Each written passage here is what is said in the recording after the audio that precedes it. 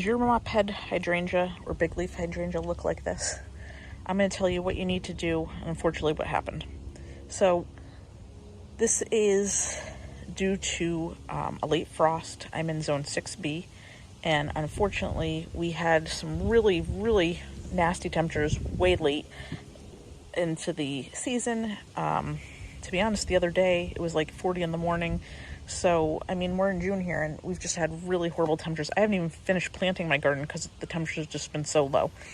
So if you're kind of looking at your hydrangea like this and wondering if you're going to get blooms, unfortunately, the frost got to them. You're not going to get blooms this year.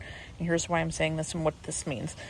These here are your stems where your blooms would be on from this year, because mop heads, they grow on old wood and new wood. So this is the new blooms that will be for hopefully next year, and these would have been your blooms for this year. So you can see here, I'll kind of zoom in here. See these are what would have been your blooms, but if you just like lightly touch it, it just like turns to dust. I mean, they're toast.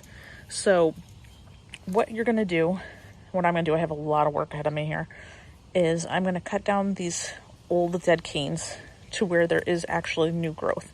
So if it goes down pretty far, you're going to go to the base and cut it. But if you do see some new growth, let me see if I can find one, you'll cut to the new growth. So here, like this one right here, it's hard to get you in without poking myself. See here, we have some new growth. So I'm going to cut the stem to right there. So if you do not have any new growth, like some of these older ones, you're going to cut it way back. Before you make any of your cuts on your hydrangea, always make sure you are using clean, sterilized pruners. So I'll show you what I use. I use just some rubbing alcohol.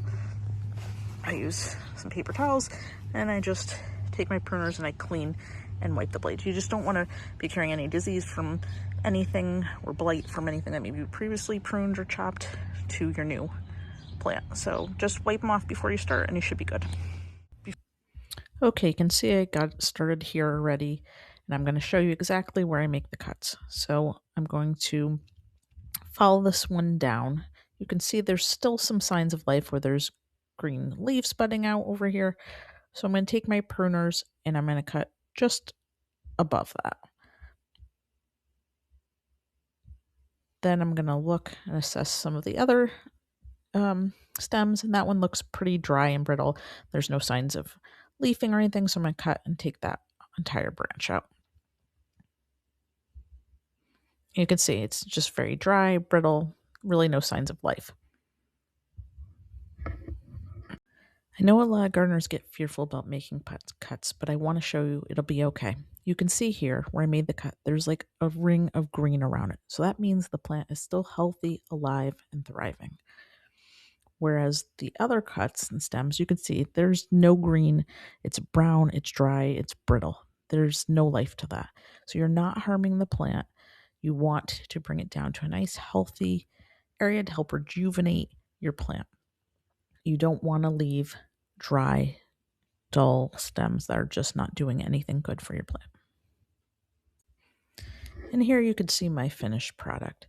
So I removed all the dead stems, brought it down to where there's healthy green growth still, and just clean up the plant so it looks a little bit better, bringing it back to life, and I'm not just looking at a pile of sticks all summer. So unfortunately, you probably won't get blooms this year, but I hope this helped you out, and hopefully there'll be a lot of blooms next season. If you have any questions, drop them below.